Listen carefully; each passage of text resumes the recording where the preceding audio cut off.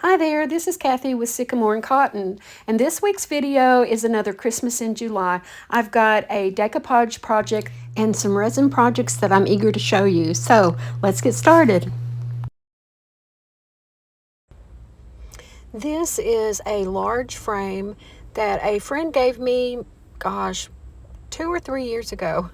It did not have a glass with it, and it did not have a picture in it, just the frame itself. And at first I thought that I was going to have to do some work on it, but once I examined it more closely, it's really just where the paint has come off. I thought there were some chips on the wood, but there aren't, and so that's great. While I was working on cutting the board and cleaning up the frame, I was out on the porch, and I'm just so happy to have a front porch at my workshop and enjoyed that beautiful rain so much. Here I have cut out a piece of plywood, and I'm going to be decoupaging a piece of decoupage paper that I got from my friend Emily at J. Bowen and Company, and I actually got it last year in time for Christmas and never got around to doing it. So guess what? It's part of my Christmas in July this year, and I honestly have been waiting all year for Christmas in July to roll around so that I could do this project. I'm very excited. So if you've seen other people decoupage before, you know that you start out with a white paint, or if the surface is not already white, you need to paint it white.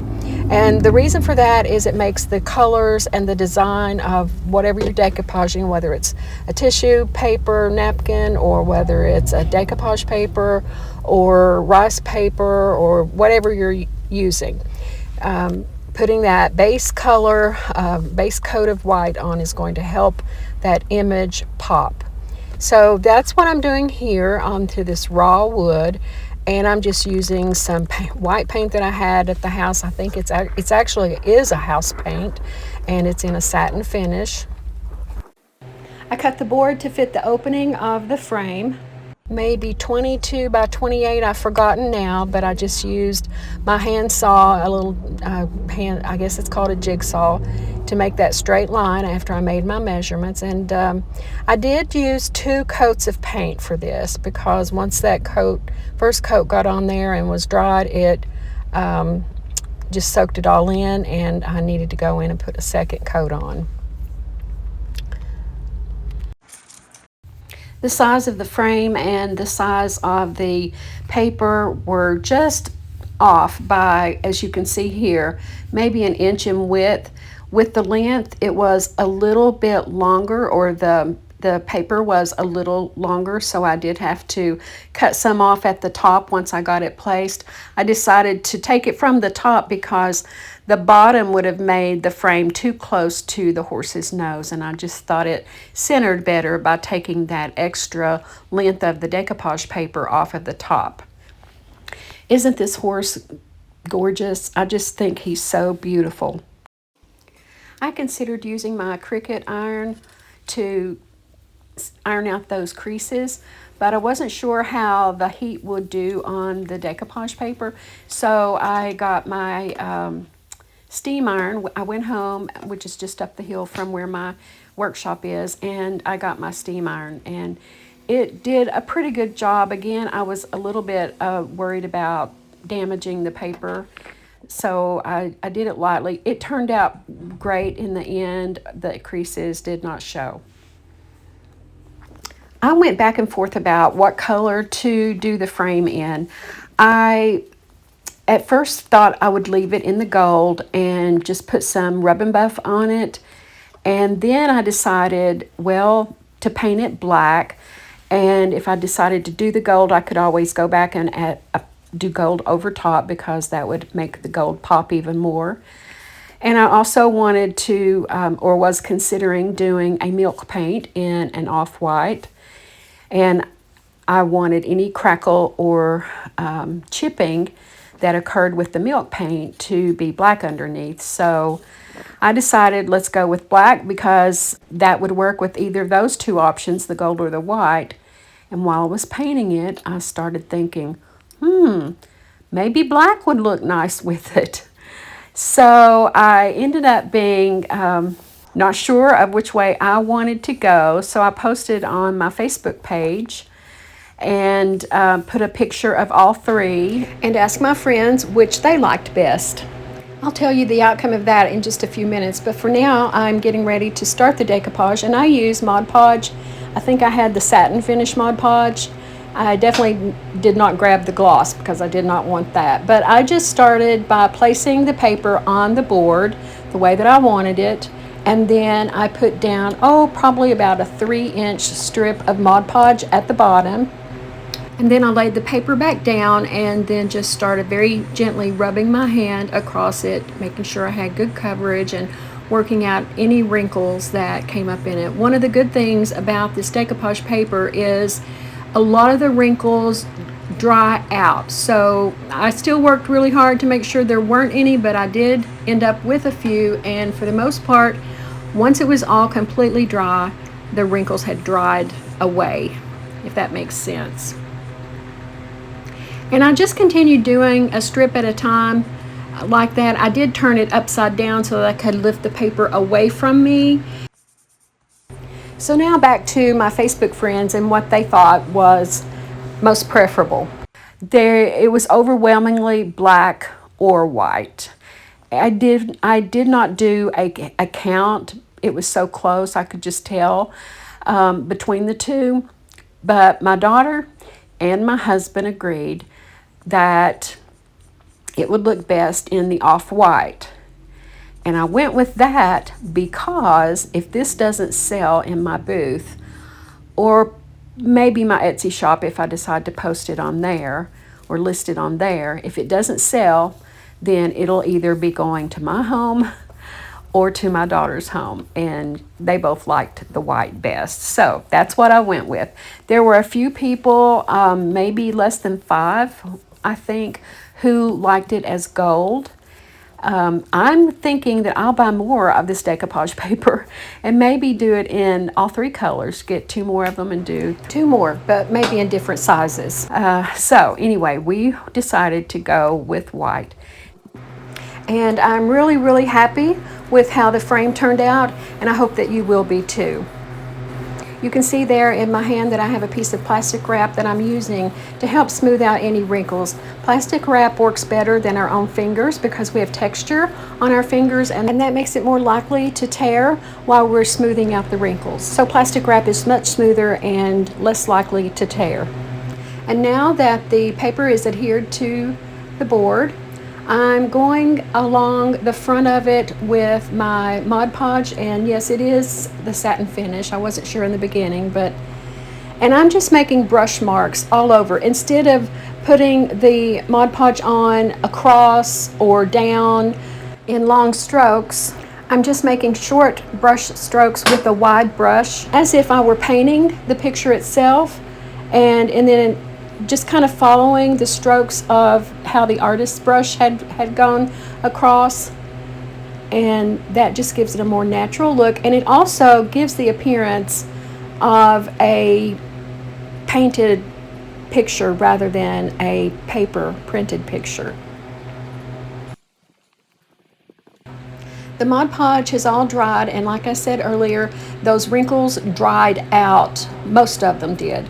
And I'm so happy with that. Now I need to fix the sides where the print was not large enough for the board, and I'll do some paint blending of colors that are similar to the painting. I do that off camera because I don't feel that my blending technique is worthy of sharing right now, but if you are interested, Emily at J. Bowen and Company has some great videos demonstrating blending techniques. Here I'm using Sweet Pickins chalk paint, and I'm using 3 parts of flour sack to 1 part of window pane, and I'll mix that with equal amounts of water, give it a good stir, and then I will let it sit for about 10 minutes while it thickens up, and then I'll come back to start painting. I'm not sure if I mentioned the color I used for black in the brand, but I used Waverly in the color ink. It is so highly pigmented that really 1 coat was pretty much all I needed, especially for this when I knew that at this point it was going to be covered. It took 2 coats of the Sweet Pickins paint with me drying between each coat with the hair dryer, and I really wasn't getting the crackling that I had hoped to see. I was getting some chipping though, and that was okay. It was a little bit scary at first because I was afraid that the whole thing was going to chip off, but it didn't. And I did go back in some places hoping that I could get some more cracking, and I put a third layer of the paint on, but I still didn't get a whole lot. There was a little bit, but not a whole lot. But I'm still really, really happy with the finish on this frame. Now to the sanding. I wanted to make sure I got all of that chipping off so that I could then seal it and hopefully prevent any more chipping. Notice how the chipping took the paint all the way down to the wood. So it took off the milk paint, but it also took off the black layer of chalk paint. And so here I am sanding just to make sure that some of that black comes through as well. And I like that. It just gave it more layered texture. After getting all of the dust wiped off from the sanding, I then apply Sweet Pickins dark oil wax, and I just pour it onto the frame there and start brushing it on, trying to work it into what crackle there was and anywhere that there was chipping, because I don't want that wood color. It kind of had a pinkish tone to it when it was bare, but once I applied the dark oil wax to it, it did go to a little bit darker finish, and I really do like how it turned out. After getting it applied all over, I then let it sit for about 10 to 15 minutes so that that oil wax can absorb very well into those crackles. And this is what it looked like while it was sitting, absorbing the oil wax. As I mentioned earlier, there was a little bit of overhang of the decoupage paper at the top. So after it was good and dry, I then took my sandpaper and then just lightly using a brush down motion and sometimes just sliding it easily across the edge, I was then able to remove that extra paper from the top. And that's how it looks at the top and the bottom. I think I'm in love with this print. And now it's time to start wiping back that oil wax, and you can see the finish that it's leaving. Just a nice aged finish. I am really so happy with it. Have I said that? I think I've said that.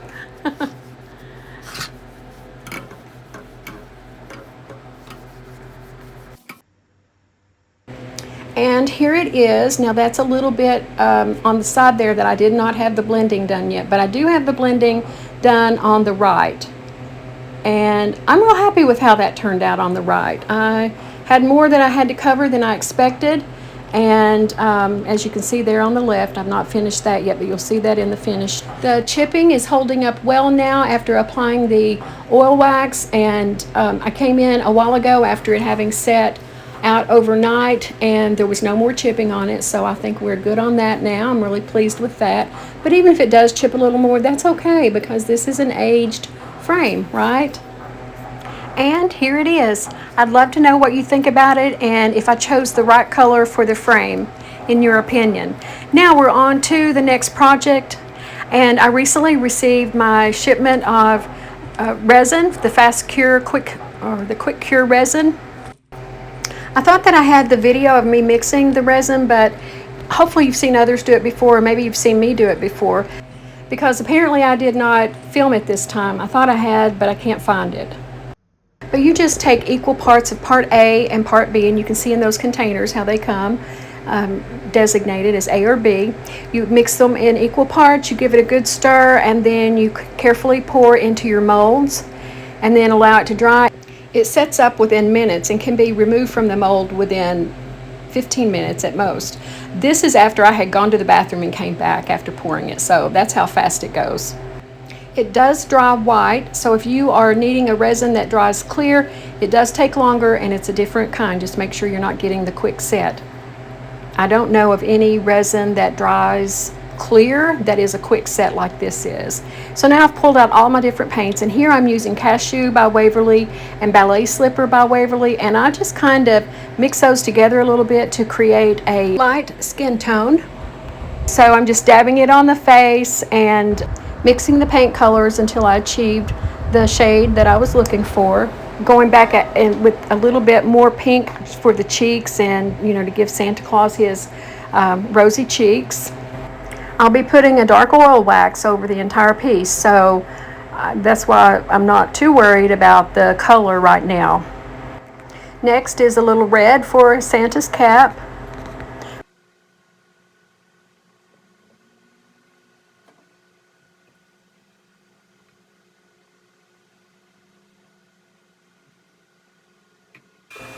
I gave it a quick dry and then did a second coat.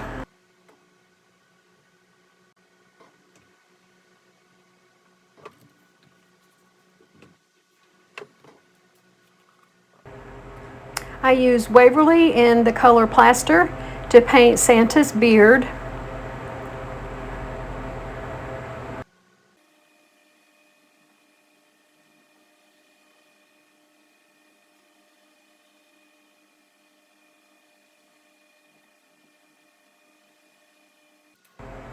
And I used the Ballet Slipper Waverly paint in pink for his little tiny mouth that you can see underneath his mustache.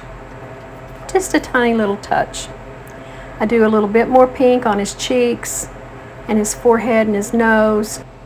And then I go back to the plaster to do his eyebrows, which I had forgotten to do when I was doing his beard. I'm using Folk Art metallic paint in the color Pearl White for Santa's cap, and also for the snowflakes and icicle that makes up the bottom half of this taper. For a shimmery look to his cap, I use Folk Art Extreme Glitter acrylic paint in the color Red Rouge. It is basically a glue with red glitter in it, and of course when it dries, the glue dries clear and you have just the glitter. And I love using this kind of paint when I want a little bit of a shimmery effect without using glitter. Now I'm going to move on to the Santa face, and I've only used this mold once. I used it last year at Christmas, and I did it in air dry clay, and I attached it onto the front of a galvanized pitcher, and it turned out really cute. I just painted it in an off-white, probably giving it about 2 coats, and then I went over it in a black wax. I think I used DIY's black wax. And here's a picture of it that I got from a video. I couldn't find just a single shot of it, so you can see that it was part of a video review that I did at the end of the year. So I plan on painting this Santa the same way that I painted the face on the taper that I just finished. And I've been a little bit nervous about doing this Santa in that kind of finish. I don't know why. I want it to look natural, but I like showing the details. And actually, I guess it's the eyes that had me the most worried. If you notice, I didn't do anything with the eyes on the taper, and the reason for that is when I add the dark wax, it's going to settle in some of the creases around the eyes, and that kind of shows off the eyes, and to me that looks okay.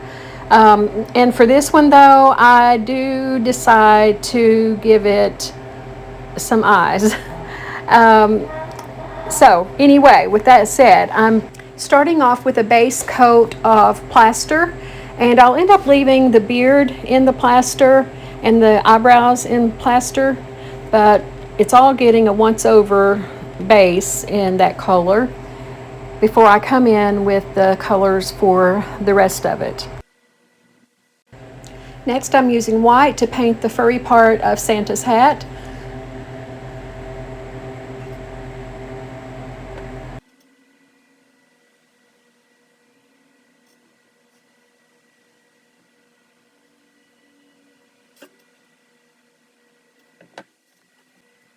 Then I'm using Crimson by Waverly to do the red part of his hat.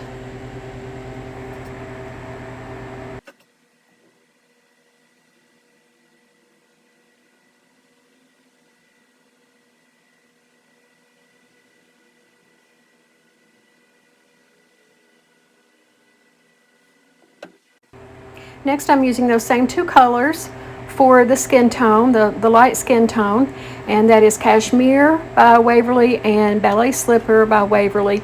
And I actually do end up mixing some of it together rather than just dabbing it on the brush and going back and forth, since it's a larger area to cover.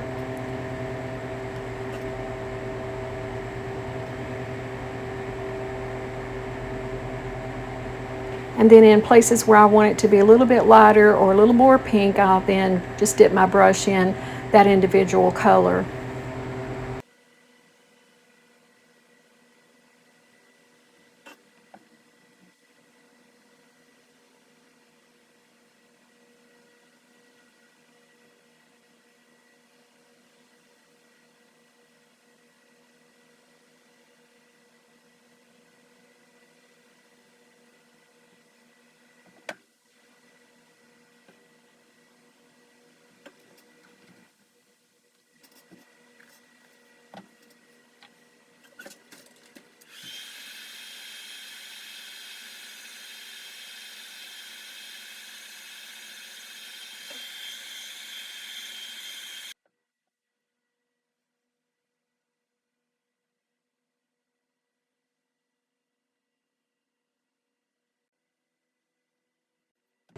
You'll see me going back and forth for touch-ups or a little extra here or a little extra there, and that's what I'm doing here with the eyebrows.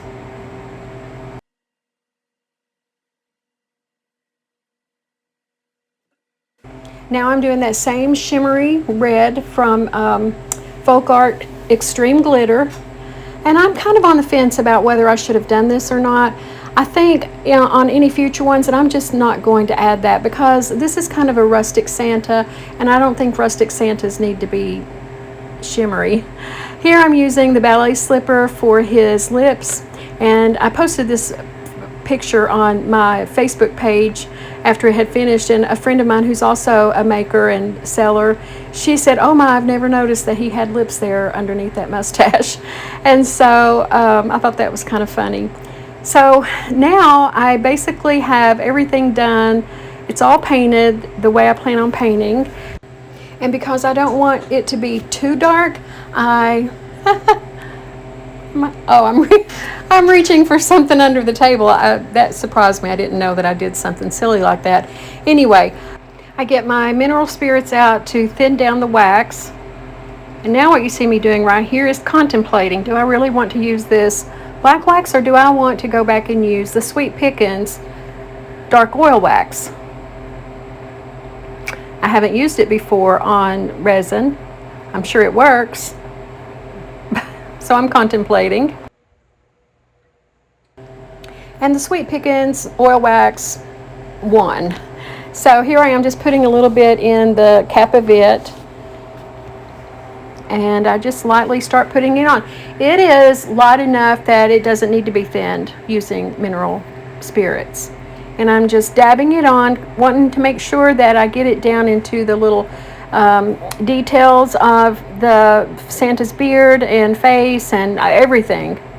And because I want to get it off there pretty fast and not let it soak in and absorb a whole lot, I wipe it down pretty quickly.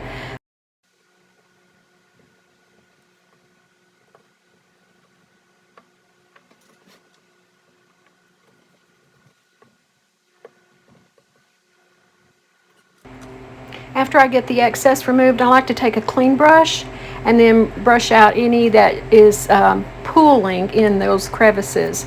And I kind of pull it out, and it just makes for a lighter effect as well.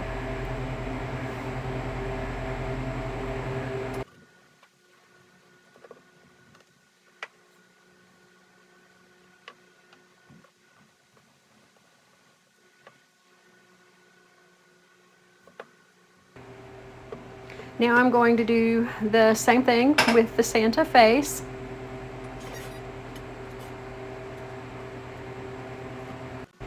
And I decided that I did want to put some clear wax on him before I added the dark wax. I just didn't want to mess it up, and look what I did. I ended up messing it up anyway. I smeared that red paint, so the red was not completely dry, and I smeared it over the furry part of Santa's hat. So I just stopped right there. I had already gotten it on the face where I wanted to, and most of the beard. And now I'm back to the oil wax. And when the red has dried where I smeared it, I'll go back and go over it in white. So anytime you make a mistake, mistakes can always be fixed. No need to panic. So I've wiped that back off of his beard, his face, and I'm pretty happy with how he's looking so far. At this point, I had not decided whether I would add pupils in his eyes or not. I could have left him, I think, and gotten away with it that way. I think he would have looked just fine without it. But I got out some blue paint and the black and the white, and I just dabbed on the center of his eyes until I had eyeballs. You can see I have my hands in a prayerful fold, hoping and praying that the eyeballs turn out like eyeballs.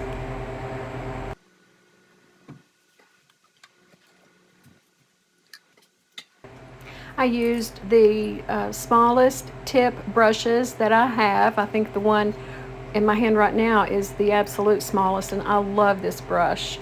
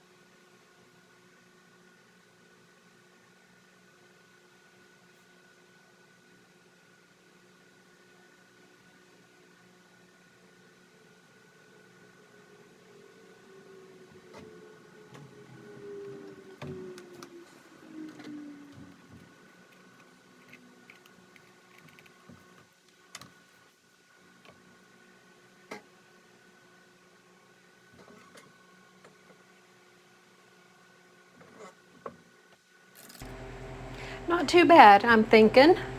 And now it's time to get that red paint covered where I had smeared it. So I go back over all of that with the white. And after it dries, I will apply the Sweet Pickins oil wax to that area as well. While I've got my paintbrush out though, I decided to do just a little bit of dry brushing along Santa's beard just to give it a little bit of highlight and make it a little brighter.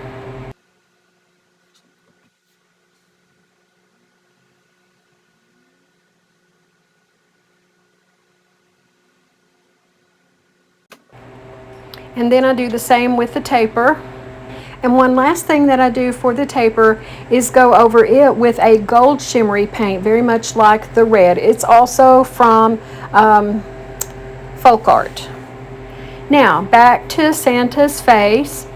I have put a craft paper on the back to finish his back off. I just decoupaged that on and then put a layer of decoupage on the back once I got it. And I used sandpaper to go along all the edges to tear that paper.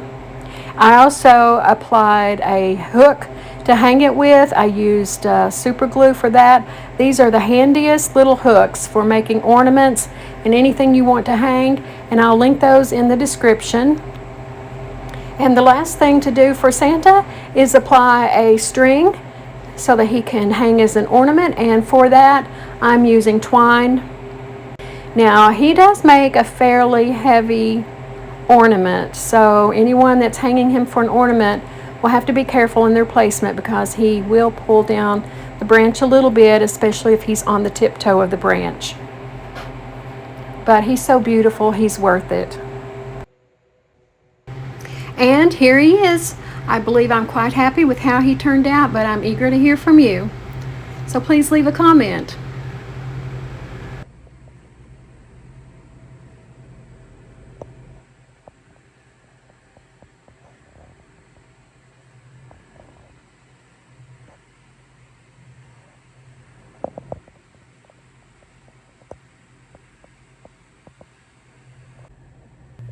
And here is the completed taper.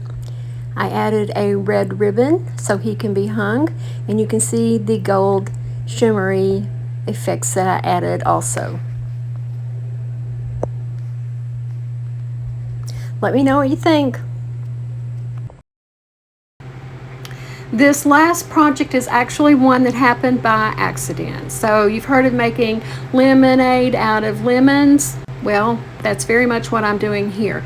When I poured this Resin Santa taper, it did not cure properly. So I was able to remove it from the mold. There were just some spots that were damp from the resin, and that it took a long time for the resin to dry.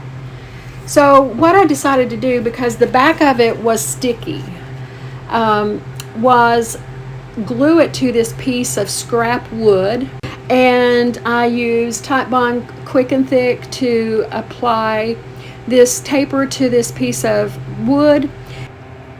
And I guess because some of the resin was still seeping out from underneath the taper, it was turning purple. So I stopped the painting and then let that dry, and then I sprayed it with shellac and let that dry, and came back in with Waverly paint in the color plaster and went all over the entire front and let that dry. Now this wood needs to be cut off at the bottom. If you notice closely, the bottom is kind of not a straight edge cut. And what my plan is for this is to attach one or maybe two, depending on how it looks, hooks at the bottom, so that this can be hung on the wall for stockings at Christmas time. I'll place a hook in the back as well, or a hanging mechanism rather. I won't be doing that on camera because I'll need to go to my storage building to get to my miter saw, and it's Sunday evening. I want to get this out hopefully tonight, no later than tomorrow morning. We had a little bit of a situation last night where my sister, who's on a list for a kidney donation, got a call that there might have been a kidney ready for her, and I'm her person to drive her up there and assist her while she's there, and her care after the surgery. So I kind of took off to the house last night when she called me and said she's on standby. So I didn't put as much into this project yesterday as I would have. But anyway, I think you can imagine what it's going to look with a hook on the bottom. And follow me on my social media, especially on my Facebook page, and I'm certain to be putting a snapshot of it there once I get this completely finished with the hook at the bottom and straightening off those edges and everything. So what I'm doing right now is sanding it. I did, after putting the plaster color on by Waverly, I did go over it in a chalk paint, hoping with that same color that I used on the frame, hoping to get a good crackle on it, but I didn't really get a crackle, but I got enough aging from that paint that it looks really good with the antiquing wax that I put on. I wanted to use that Sweet Pickens, and lo and behold, I've looked all over and I can't find it, and I just used it last night, but who knows? I have no idea what I did with it, but that's okay because I had the Waverly antiquing wax, and after sanding down the edges just a little bit to bring back some of that wood, I then watered down a little bit of the antiquing wax and applied it. Oh, and by the way, the kidney was not viable, so that means that it wasn't appropriate for, I think, for anyone to receive as a donor. So we got that call around 1:45 in the morning that she was no longer on standby, and we're okay. She was a little disappointed, but she's okay. She knows that God is preparing her for when the right time comes, because that was a trial for us really to be on. You know, to get everything thrown together. We have to take her to Lexington. When she gets the call, she'll be at UK's transplant clinic for this, and that's about 2.5 hours away for us. So it put us on guard, and we got our bags packed, and we both know what the drill is when it happens. So I do appreciate having that opportunity, though, to be on standby like that. And it's a lot, and pray for that family who lost a loved one last night. We don't know anything about them, but someone is without a loved one around their table today, so please pray for them. So what I've done here is removed all that excess paint. I also got a dry brush out and removed some of it that had settled down into the lower details, and I am real happy with how it turned out. Here it is.